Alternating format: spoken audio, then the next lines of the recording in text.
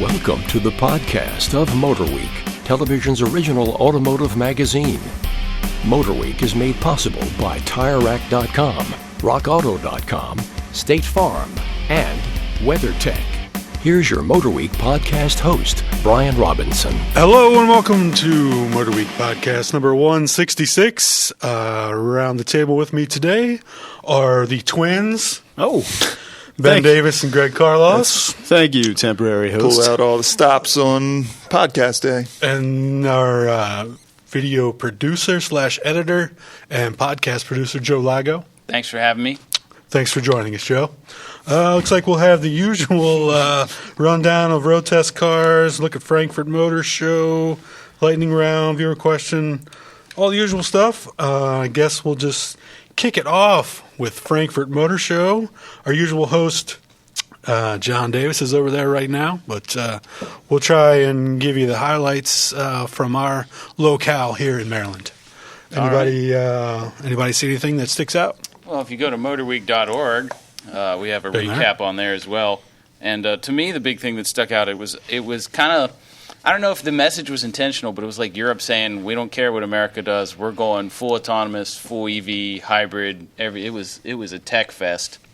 Yeah, but that's kind of how a lot of shows are going now. I mean, even in LA, it's not even really referred to as the LA Auto Show anymore. It's like auto mobility. It's all about connected cars and things like, not so heavy on the hybrid and efficiency thing, but connected cars. What were you going to say, Brian? I was just listening to you. No. Yeah, as far as reveals, and again, it wasn't like a big reveal show because everything is always revealed before the show now. It's all leaked on the internet. Yeah, so leaked on purpose by PR departments. The night before the Mercedes AMG Project 1 was probably the biggest news just because if you're an enthusiast, it's an F1 styled or basically an F1 based powertrain. It's got a really small displacement V6, so high revs. I think it's like over 1,000 horsepower. Right, it's 4 electric motors, I think. Yeah, it is. 4 electric motors and an electronically assisted turbocharger on a 1.6 liter V6. John is always talking about, like that's the new big thing in powertrains is when we can electrically assist turbochargers, and it seems like that's straight off the F1 cars where they got the KERS system or whatever it's called. I don't know if they still have that. Or whatever it is. Yeah, so an F1 car for the street. Similar to like the limited edition McLarens and stuff like that. They had some other more down to earth things. They had what's it called? The EQA SUV, which will be in a fully electric SUV. That's obviously a concept, and then the other one that's got a little bit closer to market would be the pre-production of the GLC F-Cell. Right, so it would be the first really like a hybrid. Right, it's a fuel hydrogen cell / battery vehicle. So I guess it's only an electric motor. There's no gas motor, but the idea is that you can switch your power sources between hydrogen or battery. Right. Well, most fuel cells are battery-powered cars anyway, right? Yes. What about that Honda Urban EV? Did you guys see that? That was pretty That was awesome. definitely the coolest thing that I saw. All the automotive geeks were kind of going crazy over that. Vintage Honda, like some of the styling cues. Yeah, it makes a lot of sense. I mean, it goes right after somebody like Benny D here or Robinson. It's like that nostalgic. It could really coerce somebody into going into like an EV, really meant for the cities. Yeah, I didn't really see much of the specs, but I mean, if the specs are up there with like the Bolt or whatever, I mean, that would be. It looks way cooler than a Bolt. Yeah, for sure. The other, I think Audi came out with the, I believe it's pronounced the Icon, or which is full autonomous, and that's Audi's really pushing for autonomy now with this. This one doesn't even have a steering wheel or pedals. It was basically just so that's concept, right? Though. That's not actually going to be built. Exactly. Yeah, it's like iRobot. If you think back to that movie with Will Smith, it was essentially that kind of car. Yeah. Being driven completely on its own without even giving you the option. And we already saw the Cayenne recently, but I guess Porsche waited to show the turbo there at Frankfurt. Yeah, the turbo, and then they had a GT3 with a Grand Touring package. I think that's what they call it. Essentially, you just lose the wing, and they make it even. I mean, I drove the GT3, and I thought it was daily drivable, but it took you all the way to Z, if I remember correctly. Yeah, you watched my my first look. You're one of the few. That's his job. Yeah. Just watch my first lap. But yeah, anyway, that's just aiming after the customer who's like, I want a ton of performance, but I don't want the big wing, essentially, and I want to be able to drive it every day. It's still a manual, though? That I don't know. Yeah, I imagine I would have to imagine. There, yeah. I thought it was cool, the Jaguar I-Pace SUV, which is all electric, but now they had some sort of race car variant of it, which I think is just cool. Well, yeah, looking. they're starting a racing series with I think just that car so far. What's up with that Jaguar on the back fender? It doesn't look quite right. It almost looks like a Hellcat. It does look a little distorted in the photo there. Obviously, if you're listening, you can't see, but if you're close to a computer, you can look it up. Yeah, or check us out on our video podcast. We're showing it to the camera right now. Yeah. It is. I agree with you. I mean, other than that, though, I think it's kind of a cool idea. Is it going to be like an electric rally series since it's an SUV? Well, there's a lot of talk with it, and I'm not a huge motorsports fan, but I follow it somewhat. And there is really, when the electric F1 series came out, people kind of scoffed at it, but now it's actually got some weight, and I think so. There's some people predicting that within the next decade, it might all be electric series. Yeah, Audi pulled out of World Endurance and put all their that's efforts almost into done, right? Yeah. WEC's done. Is it called Formula E? Is that Formula E? Yeah, you're right. That I shows watched my it once on lack of- TV. It's weird because it's so quiet. And they swap cars because they can't change batteries. The battery runs out, so they swap into a car. But it's weird. You see like all these cars going down these tiny little streets in Europe, and it's just It's more competitive than F1, honestly. F1 is cool until the first corner pretty much, and then it's just from there, it's Lewis Hamilton. Moving on, probably the biggest maybe vehicle for us here in the U.S. is the X7 BMW. They've been talking about a three-row crossover for a while. That thing is large. That's what all Americans are buying these days, three-row crossover, especially if they got a German badge on them. Yeah. So that should be huge. That's probably the thing we'll see here the soonest for testing would be my guess. Mm-hmm. And then BMW had their iVision Dynamics, which was, I think, like a sedan with and it's a concept, which is always weird to me when they give you like ranges and things like that. They say it's over 320 miles of range. Like, okay, but I can't. Why not drive say 400 if it's a concept? It could be anything. It could be anything. 1,000 miles. But yeah, that just shows, like everybody else, they're committed to electrification and things like that. So lots of cool stuff, even though I guess auto shows are becoming more irrelevant with the everything being on the internet. They're still exciting, at least for us last to follow. one, the Sorry, Joe, we're out of hot. time. Oh, go ahead. okay. Well, the Ferrari, is it Portofino? Portofino, yeah. Portofino. So what is that supposed to be, like an That's entry their level Ferrari? right? Yeah, taking over for the California, I think. Yeah. So convertible. Yeah, really, it is what it is. It's another Ferrari Ferrari, that we won't be able to drive for a while.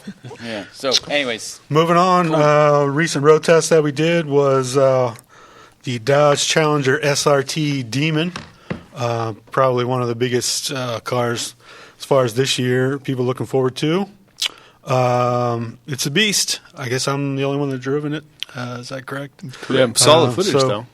Yeah, Challenger Hellcat with 840 horsepower. Actually, only 808 unless you buy the Demon Crate, which is an $1 option, which comes with all kind of tools. It comes with the front Passenger skinny seat. No, the passenger seat's another $1 option. Oh, gotcha. It doesn't come in the crate. It comes with the front skinny wheels. Cool.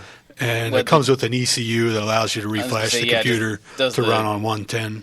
So it's not any mechanical changes to the engine; it's just a computer change Correct. to the It engine. allows you to run on race How cars. does that work in terms of like fuel tank? Is there like an auxiliary fuel tank for the running on 110? I mean, like, are they like you're not going to be swapping back and forth between like standard and 110? Well, usually guys that show up in the track, they only buy barely enough what they need for the track is the lowest weight you have, So I imagine you just burn off whatever you have, and then, if you're driving, I'm sure street the driving. ECU can tell. I mean, sure, like the NOx sensors and stuff can tell whenever your grade of fuel changes. So as far as driving it, that's the first car I've driven that was 100% set up for drag racing, and of course, everyone knows the times. I think it does 9.6 in the quarter. On a perfect day at perfect elevation. With Yeah, perfect and I was expecting it to be, having driven many Vipers on a quarter mile, I was expecting it to be this insanely scary proposition, but it's like the total opposite. It's like driving a perfectly set up 911 GT3 on a track. It's like, it's so set up for that. It's almost not boring, but there's no drama whatsoever. You just nail the throttle. It's got all kind of launch control and torque reserve. Only feeds power when it can put it to the ground. Wow. And, does it almost make you feel like you're not traveling that fast at all? Absolutely. It feels like you're cruising in a Camry across a parking lot somewhere. The thing just hooks up and takes off. Yeah, wow. And, well, we didn't do 9, so it was like 100 degrees and super humid when we were driving it. But we were getting 10.2s, like, consistently. And it's got a trans brake, which I also have never experienced before, which is really cool. It uses the actual transmission to hold the power right before you launch. And it's got triggers on the back of the wheel. You release one once you're staged, release the other. The car just hooks up and takes off, man. That's awesome. It's insane. Because Dodge owes me a 10-second car. One question I have, though, because I didn't catch your first look. Yeah. How is it to drive on the street? It's actually better. Without the skinny fronts, it comes, like I say, with normal size front. It does have Nitto drag radials. They are standard. And those, as you know, have way more flex in the sidewall. So it actually rides nicer on the street than a regular Hellcat. So it doesn't have little rubber band tires? Correct. Like so, as far as drive. And it's totally fine to drive on the street. It's not like it's handles only just a as strip good car. in the twisties as a regular Hellcat would. I mean, we didn't get a whole lot of street time with it. But, yeah, it felt awesome. just fine. And so the car you think is going to be the most dangerous car on the street is not that dangerous as what it does. Still dangerous, but I can see a couple of not crazy cars and coffee scary. I was going to say it'll still get into some accidents if you drive like a moron. It's not completely idiot-proof. But it's not going to replace like Mustang 5-liter burnouts from Cars and Coffee as like the #1 YouTube video. $86,000 is cost, so we'll see how close they stick to that when they hit the market. Well, they didn't. Dodge came out and tried to come up with a way to thwart dealers from marking up the price, right? Where they essentially said you won't get the car unless you sell it for this price or something like that. Right. They can't keep people from buying it and then immediately put them on eBay, though, for more. Right. But they should have did that with Honda should have did that with Type Rs. Yeah, that's been a mess. We'll see. So that's it for that, unless you guys have any other questions. And if you want the look of the Demon without the all the drag racing goodies, you can get a wide body SRT now. You have to settle for 700 horsepower. Yeah. So is the body actually wider, or is it tires? It's just fender flares added to the body, and yeah.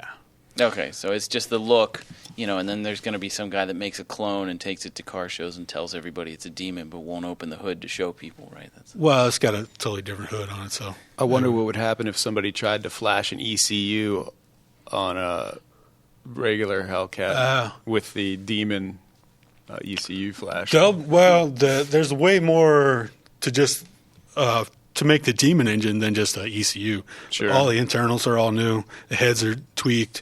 They spent a lot of time getting that 840, and I guess were originally told that they couldn't do it, so they did all the stuff kind of cloak and dagger. They had the dynos at Chrysler like recalibrated so that people could walk by and see 700 horsepower like it was a regular Hellcat engine. Oh, wow. When actually it was putting out like 840 horsepower and no one knew.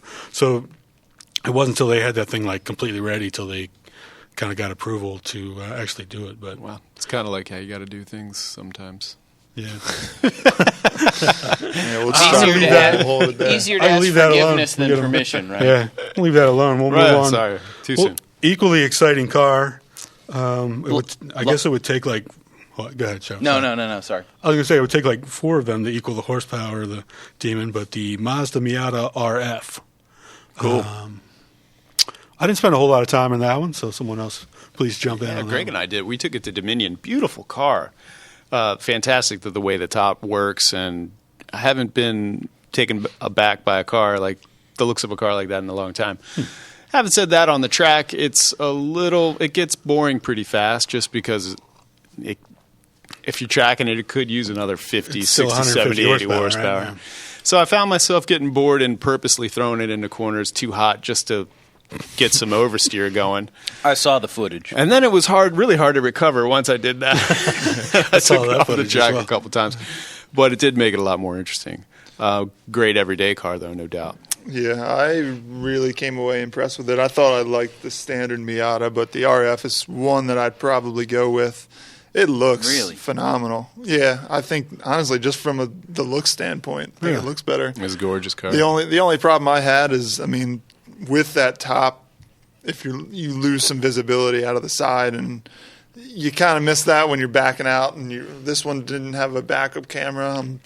Maybe I can't remember. I remember having to turn around a lot and just looking at that pillar in my face. So Right, it's not like backing up a regular That would be Miata. one of the negatives, but very You'd have few the top negatives. down anyway. Well, you no, can't that's have what- the no. top down. That's the whole thing. That's what I'm saying. Oh, with my the bad. top, You're with the right, top you're right. down, It's essentially a target roof, right? I mean, Yeah, but they yeah. just didn't want to call it that. Yeah.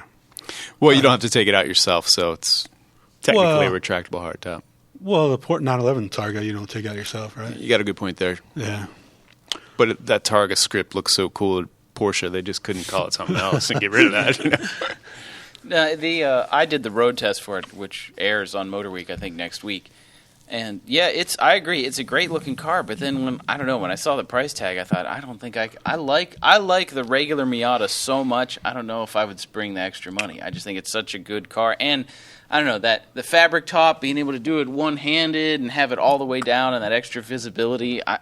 I don't think it'd be worth the money for me for the looks. That's what seemed to give me pause was that it is a couple grand more, and then everyone but everyone noted that there was a lot of wind noise That's true. There and was stuff like some that. weird To me, noises. which that's the whole point of getting a hardtop, right? Is you want more of a top other than a soft top. So I don't know. Not sure if it's worth it just for looks for me, but obviously Greg thinks so. Yeah, well, now I'm trying to think back because I do remember I was the one who made that comment. were one of but it's many. because I mean, a my lot of people ear is, did. like right next to it. Pretty much It's hard everybody. not to be, yeah. But yeah, I don't know. I still liked it. I really like driving the car, and I'm going to stick with my original stance. I agree with Ben that an extra 50 horses would definitely spice it up a little bit. And then we'll be like, then it's 200, and then we're like, well, another 30 might do it. And then next thing you know, we're asking for a 300 horsepower Miata. Miata Hellcat. I'd have no problem with that. Yeah, that'd be awesome. All right, moving on. It's time for our lightning round. Yes. Apparently, we've changed the rules of our lightning round. Slightly. So instead of 2 minutes to discuss this topic, we now will each have 30 seconds to weigh in on this topic. Give or take. And looks like it's long enough that my 30 seconds will be just reading it, so I'm okay with that. Here we go. After years of speculating that the millennial generation would upend the car industry by living in urban areas and preferring to lease cars or use car-sharing services, a recent report shows that millennials are moving to suburbs and buying more crossovers and SUVs as they get older. Is this data all that surprising? And does this demographic still have potential to change the industry? Or are they more alike their parents than different? Who wants to go first? Oh, man. What, do you want me to dive in? Well, I'll you're take the it. producer. Yeah, Just you pick want- somebody. You spoke up, man, so it's all you. All right. I'll start because this You're is a millennial? None of them? Yeah. I'm the, what was it, John said the one time? Patrick, you're the voice of a generation. Something along the lines of that. Moving on. You wasted okay, that's like I'm 22 on the seconds. clock. seconds, I'm Joe. on the clock. No, so my thought on this is it's not. I don't think it's that surprising. It's when you get older, you want to start a family. You know, my wife and I, we're looking at houses, and I'm sure once you get kids, it's like, oh, well, you know, I don't want to share a car. I want to have a minivan. I want to fill it with my kids' junk toys and Cheerio crumbs. I don't think it's that surprising. I think that there's just maybe a bit. I think millennials are taking longer than their parents to get there, but they'll end up at the same spot. Wow. 31 seconds. I was 1 second over. Go ahead, Ben. Okay, let Greg go first. I'm not really. I'm still thinking about my strategy. As a fellow millennial, I also don't think it's that surprising. Everybody tends to overreact to the generation behind them and say, "Oh, well, they're different than us. They do things differently." And really, nobody's different. We just do things in a different way.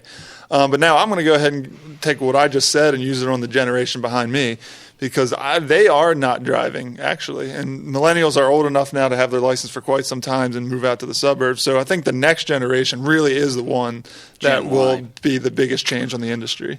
And they'll actually won't have to drive. Cars will drive them everywhere they want, right? Yeah, I agree 100%. And this whole generational predictions seem to be a generation behind the generation they're actually trying to predict. So, But you lost me. Well, you said our not- generation grew up so angsty with all the Seattle sound and stuff and grunge, and we're really going to wish make I it. was part of This your would come back to change, lithium somehow. I knew this would come back to lithium. Right, but we're all just doing laundry and dishes and stuff when we get home. We're not changing the world. So we might have went in strong, but we came out pretty tame. And so whatever they hypothesized about the millennial generation, I think could maybe have a chance at the Gen Ys. All right, good enough. Well, So any other thoughts we want to add on to that, or do you think we've covered it pretty well? I think we covered it pretty well. I mean, every generation eventually is going to need to move people and things around, and they're going to need cars to do it, whether they drive them themselves or whether they're SUVs or just larger cars. I mean, everything changes, but nothing really changes, if that makes any sense. Yeah, it does. I agree. Well put. Yeah. They're going to be doing the same thing, just with their own spin on it. Anyway, Kids and their music. moving on. Skateboards. We have a question. A Face viewer grinds. or listener named Tony asks, it seems like Prius drivers are always zooming past me on the highway going 70-plus miles per hour. Since the gas engine usually kicks in around 20 miles per hour, are they really saving any gas, especially when they drive so darn fast? Can you explain how hybrids work on the highway? Who wants to explain that to Tony? I can't. Well, I had the long-term We have a Prius owner, so Well, yeah, my wife has a Prius. Be careful. I don't take full ownership of it. you can own it. It's all right. You bought it and you've driven it here several times. Yeah. You have a Prius. You always seem to have a really big smile on your face when you're driving. it, too. That is not true. You're always driving it at 70-plus miles per hour. Yeah, no, that is also not. But no, I did take the Kia Niro hybrid long-term for a trip to Michigan and back last week, and you're right. The electric motor works up to a certain speed, and then the gas motor kicks in. But if you're on the highway and you really accelerate hard, you can feel both motors working because you'll see your energy, you'll see your battery gauge go down, and sometimes you can hear the whine of the electric motor. So if you go from 60 to 80, the electric motor will kick in. But if you're going to cruise consistently at 80, then it pretty much uses the gas power only, I believe. And so, it has more to do with your throttle input. Like if you're Right. cruising on a perfectly flat or even a slight downhill, even though you're giving it a little bit of throttle and going 75 miles per hour, your gas engine can be totally off just using a little bit of battery. right. But you need to be in very perfect conditions to have that happen. Yeah. The Right. thing you'll notice when you're driving, when you try to drive that fast on a highway in a hybrid, you really notice how much you have to keep up with speed, and it's constantly kicking on and off. The reason that hybrids are so efficient in the city, they're more efficient than they are on the highways because you can run that electric motor a lot more and you're not taxing the engine as much. Right. You could also say that most hybrids use Atkinson's cycle and they're inherently a little bit more efficient. But the bottom line is when you are going that fast on the highway, so Tony, yes, you're using more gas and they're not nearly as efficient as probably a lot of owners think they are. No, absolutely. And I noticed in the Niro has a readout on your average mileage. I was on one stretch of road that was 65 miles an hour, and I got 47, 48 miles to the gallon. And then I was on a longer, flatter spot that was, I think it was up to 80 miles an hour, and my mileage dropped to like high 30s. So it's definitely that last 20 over the speed limit. Tony is right that it does hurt their mileage quite a bit. It hurts it, but you're still getting better than a non-hybrid would be getting. And the electric motor does still provide some assistance because you're only dealing with a 1.8 liter, I think, in the Prius still. So, And once you get off the highway, you're really cashing in. Yeah. Right. So is the question then, are they they need to slow the heck down. Yeah, they misunderstanding just how efficient. Do they just assume that they're being way more efficient than they Right. really are. Is it an engineering question or is it just a cultural question? Do Well, Prius drivers just need to calm as down? much as you don't want to generalize, it does seem to happen quite often. People like to drive fast sometimes. They just happen Sometimes to you be in need a to. hybrid. Yeah. All right. So there you go, Tony. That's how they work. And you might not be getting the ultimate savings at 70 plus, but you're still getting pretty good fuel economy. So you should go out and buy one of the hybrid yourself, and then pass the Prius drivers. The other Prius driver. You can Going pass 80. in the right lane. Anyway, moving on to our rant or rave. Anybody got anything? To LS1 swap a Prius or an Insight or something, and Completely defeat Demon the Hellcat. purpose. just pass Just to somebody at show 70 people. and have the pipes just rip their doors off. Is that your rant or your rave? No, it's Is that just what you got? fantasy. All That's right, next rant rave, go. That's next So podcast. rant, rave, or Sorry. fantasy is our new topic. But you only have 30 seconds. Let's make it 45. You have a rant, right? No? Yeah, I feel like I've used this one before, and I'm such a lane discipline stickler, and I'm unapologetic about it. And now that I drive more on the highway because of my commute, I just can't stand it, man. I don't know if it's the question of whether it's ignorance or it's just being a jerk. Is that why you've been in such a bad mood lately? There's a lot. I don't know. It could be. But yeah, I guess to go over the whole lane thing, left lane is for passing. Middle lane, you should be being passed on the left and passing people on your right. And then if you're really not cool on the highway and you want to go slower, just stay on the right. It's the fact of just complete impatience. I'll see people who are in the left lane behind somebody going slower, but there's somebody in the right lane. And instead of just waiting that few extra seconds and giving the person in front of them the benefit of the doubt that they will get out of the way, they'll just cut over to the right lane and fly up the right, and it screws everybody else up. So and I'm sure everybody at home is listening and saying, I don't do that. He's right, and this happens to me all the time, and I don't like it. But the fact is, you got to be doing it, and I've been guilty of it every once in a while.